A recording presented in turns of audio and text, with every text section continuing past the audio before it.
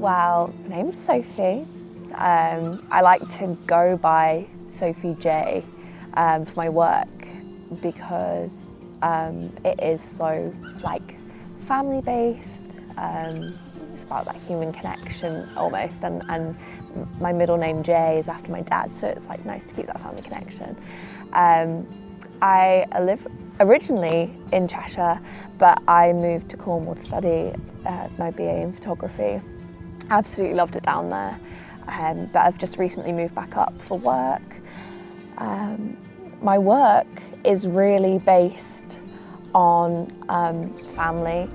The female experience was originally something that I first started exploring. I feel like every young girl gets into a period of time where they're just angry at the world, and that's how they, photography was my output for that, and I kind of explored what it's like to live as a young woman in today's society through my photography.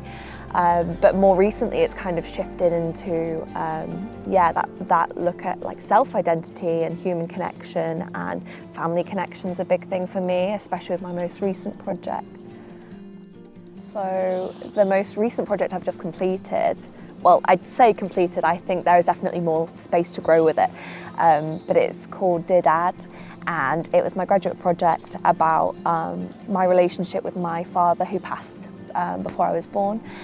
And it's kind of like my exploration into his life and what his life means to me, really, and how that his absence has kind of helped aid who I am, helped make me who I am.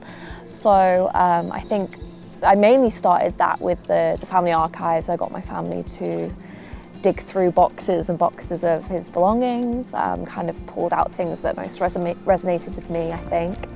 And then started scanning that, taking photos of that, and then from there it was self-portrait work, which I've never done before. It's the scariest thing ever, but I kind of felt like it was necessary for this project to kind of delve into, okay, who's this person and how do they relate to me? So yeah, kind of taking photos of myself. And then the final part I felt like automatically came into this was landscape work, based in Cornwall. It's not where I grew up, so it's got nothing to do with who my father was, but it is very much to do with who I was at the point of making the project. So I kind of felt like it kind of came together as a bit of a trinity. It was who am I now, and who is he? And it kind of all came together in this almost like a letter of images. That's why I kind of called it Dear Dad.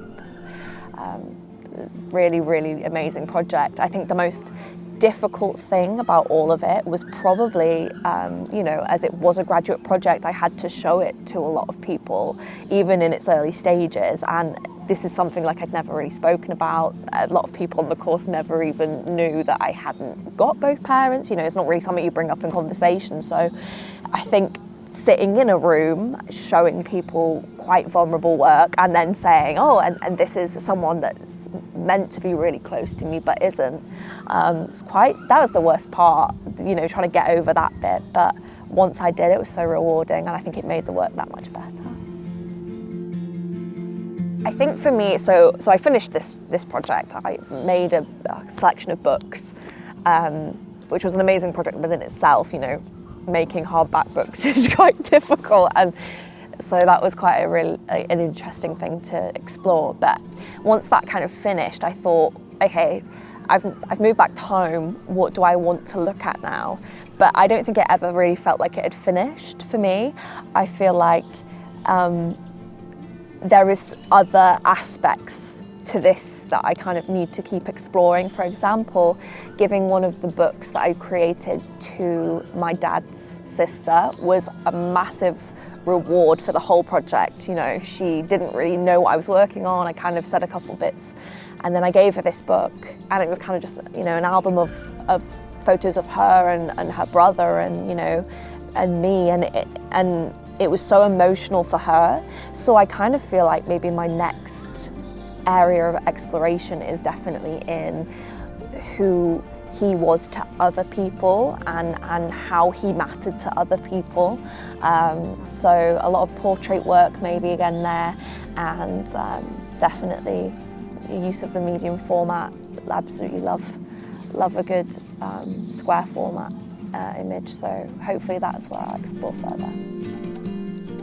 So I was very fortunate at uni to have access to everything and anything, but I think the one camera I kept on coming back to was the Hasselblad 501C.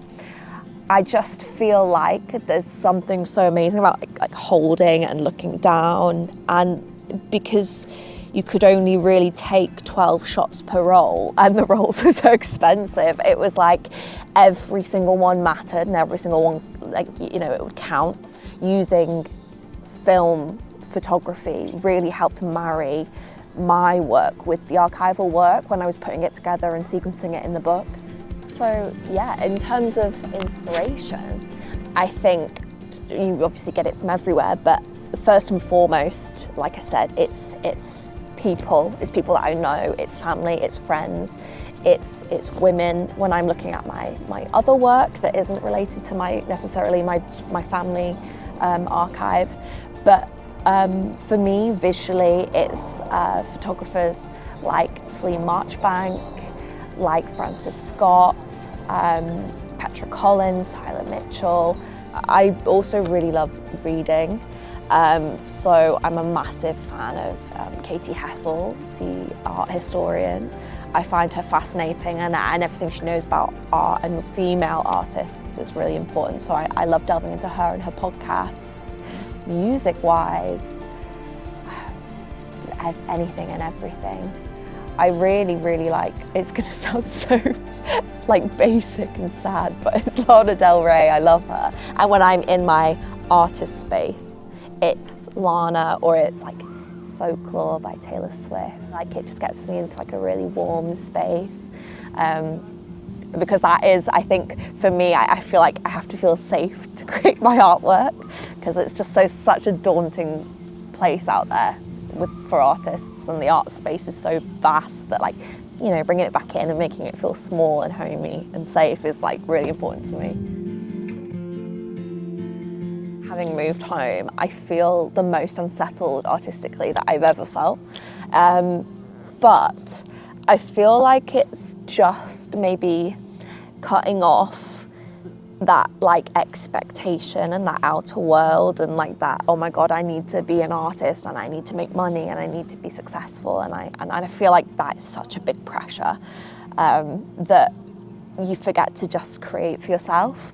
And I think that's something that I'm trying to start like retraining my brain into doing, just like photographing because I like to do it, and that's how it all started, and that's how it should like continue to be. So yeah, like fingers crossed, that is what will help me get back onto track. But yeah, just creating for yourself, I think, is like the biggest advice, and it's like silencing it all out with good music.